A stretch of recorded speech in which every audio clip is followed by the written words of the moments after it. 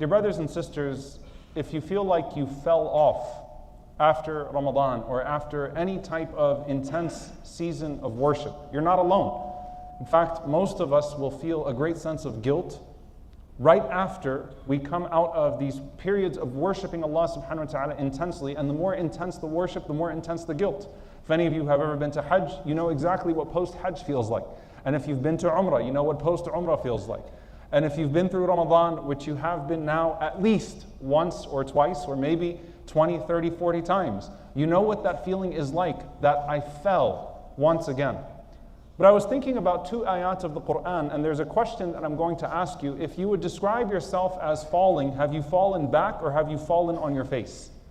And I was looking at these two ayat of the Quran, and it caught my attention actually in Ramadan.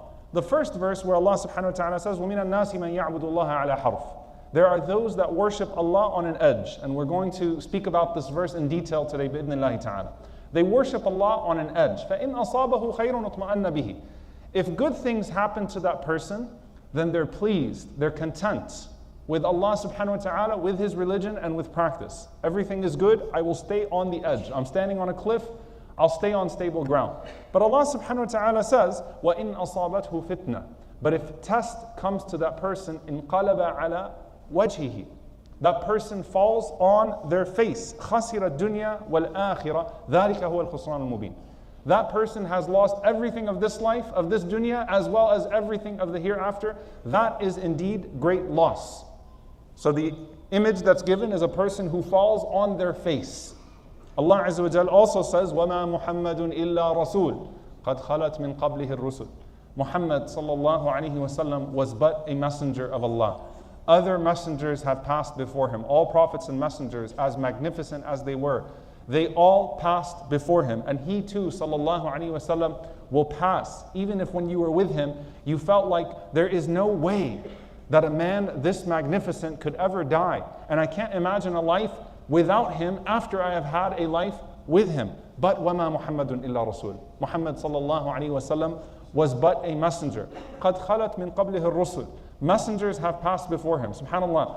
The one that this was revealed to was the Prophet sallallahu alaihi wasallam, being commanded to remind and recite of his own death. Muhammad sallallahu alaihi wasallam has passed. Other messengers have passed as well. أَفَإِن مَّاتَ أَوْ قُتِلْ. If he dies or is killed, انقلبتم على أعقابكم. Will you turn back on your heels? وَمَن يَنقَلِبُ عَلَى عَاقِبَيْهِ فَلَن يَضُرُّ اللَّهَ شَيْئًا وَسَيَجْزِي اللَّهُ الشَّاكِرِينَ. And whoever turns back on their heels, they will not hurt Allah subhanahu wa ta'ala in any way whatsoever, and Allah will reward those who are truly grateful. What is the difference between falling on your face and falling back on your heels? The ulama mentioned that when you look at the Arabic language, because this is the way to truly dissect these expressions, when the Arabs would say that someone fell back on their heels, it's not that they can't see the truth anymore. It's not that they're disoriented. They're fully aware, they have orientation, they know what they're looking at, but they hold back out of a sense of paralysis. Is it still worth the investment or not? Is this going to yield me what I thought it was going to yield me? And so there are legal and practical implications here. People stopped paying zakah after the death of the Prophet ﷺ. Some people started to wonder, well, do I still do this? Do I still do that? You can imagine the masjid attendance dropping after the death of the Prophet ﷺ. I mean, how much more fulfilling was it to pray behind the Prophet ﷺ than any other human being? There are legal implications. So there's holding back, but not necessarily disbelief. For some, there is disbelief. But for many, there is merely now a holding back. And of course, those who denied zakah were in fact disbelieving. But holding back. I can still see, but I don't know anymore. I know he was a prophet. I know he was a messenger of Allah, sallallahu alaihi wasallam, but I don't know if I should still keep giving to this thing. Whereas when Allah Azza wa Jal mentions a person who falls on their face, a person who falls on their face is completely disoriented, lost, and ends up losing everything of this dunya and their akhirah as a result of it. They're lost. The idea is loss of clarity, complete loss when you fall on your face. Now the ayah that I want to spend time with is the first ayah, and that concept that's being spoken about here. وَمِنَ النَّاسِ مَنْ يَعْبُدُ اللَّهَ عَلَى حَرْفٍ. From those of the people are those that worship Allah subhanahu wa ta'ala on an edge. Ibn Abbas radiallahu ta'ala anhuma says, أي على شك. They worship Allah upon doubt. Doubt as opposed to yaqeen, as opposed to certainty. يَعْبُدُ اللَّهَ عَلى شك. What does that mean? You know, the A'rab, the Bedouin Arabs, they were very simplistic, and many complex emotions sometimes are demonstrated to us through the Quran and the Sunnah, through the way that the Bedouin Arabs reacted to things. Because they had just very basic human reactions. There was no filter, there was a crudeness, there was a directness, so much so when it came to some of the questions that the Prophet ﷺ was asked by the Bedouin Arabs. Some of the Sahaba, they said we would wait for the Bedouins to come and ask the Prophet ﷺ certain questions that maybe we were a little bit too shy to ask. So there was a very direct reaction and response to things, sometimes in good, sometimes in bad, many times in fact in evil, and they're condemned for some of the crude ways by which they responded to the message of the Messenger of Allah sallallahu alaihi wasallam. So Ibn Abbas radiallahu anhuma says that they would come to see the Prophet sallallahu alaihi wasallam, and they basically were looking at what the Prophet sallallahu alaihi wasallam was calling to of Islam as a test case. You know, when you worship idols, it's a very simplistic form of worshiping idols. It's very straightforward. If this idol gives me what I want, I stay. The superstition is working. I gave sacrifices to this particular idol that I built. It gave me what I wanted. I'm going to stick with this idol. Once I felt like it wasn't working, the spell wasn't working, I was putting into this idol, I was making sacrifice for this idol and it wasn't working, then I move on to the next idol. I just go and I build a new one. And many of the Bedouin Arabs approached Islam that way, where they looked at Allah Azza wa Jal and they looked at Islam and they said, you know what? We'll give it a shot. We'll test it. Not outright belief, not outright rejection, but we'll test it. We'll evaluate it. And so they would come, they would embrace Islam, and then they would go back and they would look at their circumstances. If things started to get better with their finances, with their family, with their health, we stay. This is a good religion. This is a Lord that we will worship. If things started to look down, we leave. This is a bad religion, clearly. Replace the God. Put another God there. Let's keep testing this out.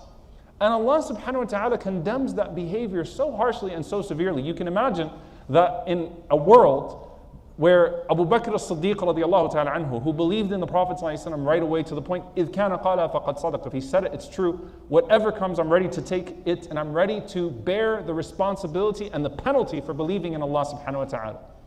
And a world that produced Abdullah ibn Ubay ibn Salul, the chief of the hypocrites, who played the game, outright rejected, but played the game to try to make as much as he could of the situation, but hated Islam and hated the Prophet ﷺ and hated everything about it, had no intention whatsoever of ever believing in this message. There are a lot of people in between here, these two attitudes and these two personalities. And so you look at that and you go, yeah, that's silly. How could it be that a person just worships an idol one day and says, it's not giving me what I want, let me move on to the next idol?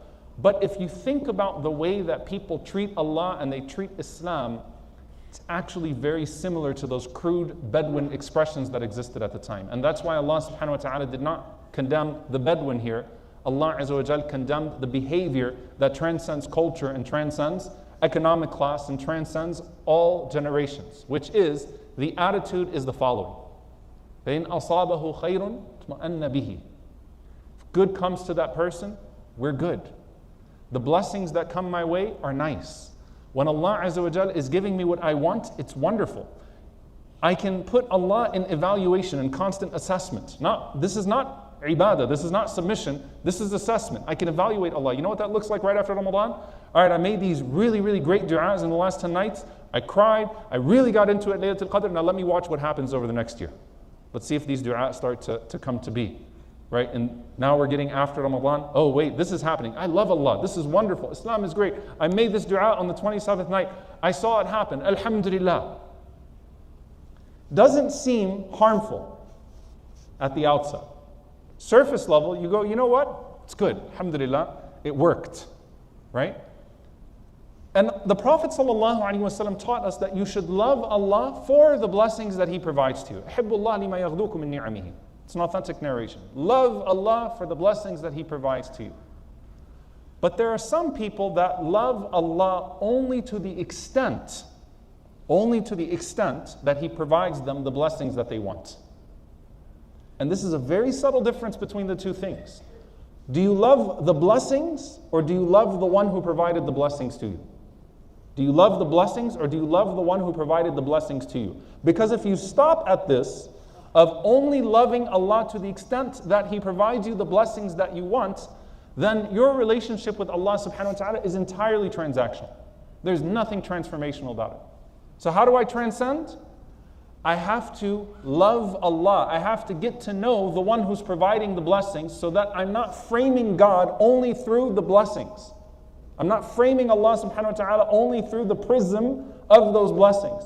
If I like my slate, I'm a really good Muslim right now. By the way, this isn't always an idea of iman and kufr. Sometimes it's not just belief and disbelief. Sometimes it's rida, it's being pleased with Allah or being displeased with Allah subhanahu wa ta'ala. Because there are borders, right, to iman and kufr, to faith and disbelief. So if you frame Allah through the prism of your blessings, I don't like this set of blessings or I like this set of blessings, tma'anna bihi, I'm pleased, I'm content right now. I made this dua, I fasted Ramadan, I'm being a good Muslim and everything seems to be going right. Family's good, health is good, wealth is good. Alhamdulillah, I say it with a full chest right now. But you have to go past that. How? By getting to know Allah subhanahu wa ta'ala beyond the blessings. Who is Allah to you? What are His names? What are His attributes? Developing an independent relationship with Him of His blessings so that you don't just love the blessings, but you love the one who provides the blessings. The blessings are a means to make you love Al-Kareem, Al-Wahhab, Al-Mu'ti, Al-Mannan. You're supposed to be coming to a place of loving Him subhanahu wa ta'ala as a result of those blessings. Not, oh Allah, give me this and I'm good. No. Oh Allah, I'm good regardless. And when the blessings come, they remind me of how you're always good to me. How you're always good to me. Now the second part of that ayah, where if fitna comes to that person, and Allah Azza wa Jal uses the word fitna, and this is certainly deliberate, which is a test. A test comes to that person because a test is disorienting. Fitna is a test that is disorienting, meaning something happens to you or you experience something and there is a moment of trying to figure it out, a moment where you could lose your clarity. That's when Allah Azza wa Jal says that same person then انقلب على وجهه, falls flat on their face. What's the prism here that's being used? You see, most people interact with life by what I have to do and what I get if I do what I have to do and what I have to avoid. That's pretty much how we live our lives. That's how we live our jobs. That's how we deal with the world around us. And so it's really blessings, trials, and commands, right? There are wages, there are transactions, there are ways to avoid penalties, there are ways to avoid hardship. I'm always trying to live between these three different domains. And so the second prism of framing Allah subhanahu wa ta'ala is test. Now, someone might say, I can bear this amount of tests because I can understand this amount of tests. Like these types of tests happen to everybody. These types of trials happen to everybody. I know this person who was tested this way. I can perhaps decipher how this test might actually be better for me. I see the silver lining of this test. I see the light at the end of the tunnel of this test. But here's the problem. If you only accept test to the extent that you can frame it in your own wisdom, you're still not worshiping Allah subhanahu wa ta'ala beyond the edge. You're still on a cliff. So how do you get past that? How do you actually get to know Allah Azza wa Jal, Al-Hakim, Al-Alim, Al-Alim, Al-Hakim, Al-Latif, the subtle, the wise, always aware subhanahu wa ta'ala, and trust Him more than you trust yourself. It doesn't mean you're not going to feel pain, but I trust Him more than I trust myself, and so I'm not framing Allah subhanahu wa ta'ala through that prism of how much can I understand the test? How much do I get it? And if I can't come up with the wisdom, then I'm jumping off the cliff again. Now I'm going to pull back and I'm going to say, I don't get it. I don't get it. And here's an exercise that I'm going to give you. And it's a tough exercise, but I promise you it'll be rewarding after the pain. Think of the three worst possible things that could happen to you in life. The three worst tests, the nightmares, the thing that really keeps you up, right? Like, I can't imagine if this happened, what am I going to do with my life? Think of the worst things that could happen to you. Would it change your relationship with Allah? Would it change your worship of Allah subhanahu wa ta'ala? Would it change your submission to Allah and His decree? If the answer is yes, I've got work to do. I need to build a relationship with Him that's independent of the test and the trial. And then lastly, dear brothers and sisters, what it comes down to is the tashri', the taqdeer and the tashri' of Allah Azza wa Jal. What Allah tells you to do. Islam, submission. We live in an age of arrogance and ego. And you know what that ego looks like sometimes? I will accept this part of Islam so long as I can rationalize it. As long as I can get it. Now, by the way, Allah Azza wa Jal tells you, use your rationale. أَفَلَا تَعْقِلُونَ. People come to religion through rational means. I mean, it's one God is a very compelling argument. Tawheed is very easy to come to terms with. Islam, the rigor of the preservation of the Quran and the tradition and the way that it all falls perfectly into place. Yes, you use these things to come to faith at times. And this is how many people convert to Islam, in fact. Right? Like, it just makes so much sense. But when you say, Aslamt, I submit. And Allah Azza wa Jalla says, don't be so quick to say amant to those Bedouin once again. I believe. Aslamt, amant. When you say that, if you only accept the parts of the religion to the extent that you can frame it, I can make sense of it, I can put the logical 1 + 2 + 3, there's a problem. Your relationship with Allah subhanahu wa ta'ala is still on an edge. And so these 3 prisms have to be broken. And especially when you come out of a season of intense religious production. And Allah Azza wa Jalla specifically spoke to the ibadah. How much do you place yourself in servitude to Allah subhanahu wa ta'ala beyond the blessing, beyond the test, beyond what you can understand? Someone might say, Allah is pushing me to the limit. And I'll end with this thought. لا يكلف الله نفسا إلا وسعها. Allah does not burden a soul beyond its scope. There's no doubt. However, it's true that you see some people, and subhanAllah, the pain that they go through, and you're like, how can a single human being bear this pain? If we lived in the time of Ayyub alayhi salam, we might be one of those people on the outside that said, he must have done something really bad to be punished that way. لَقَدْ أَذْنَبَ ذَنْبًا عَظِيمًا. He definitely committed a great sin, right? If he did not commit a great sin, Allah would not punish him this way for 18 years. That's how some of the people reacted around Ayyub alayhi salam, right? Sometimes you see someone going through something, it's like, wow, what is happening here? And that person is being stretched. What I want you to pay attention to is not what's happening to anybody else, but come back to you and realize that what you might be interpreting as Allah pushing you to the limit might be Allah Azza wa Jalla pulling you closer to Him. Because bala and test and trial is one of the quickest ways to get close to Allah subhanahu wa ta'ala. And one of the most intense ways to develop that du'a and that trust in Allah subhanahu wa ta'ala.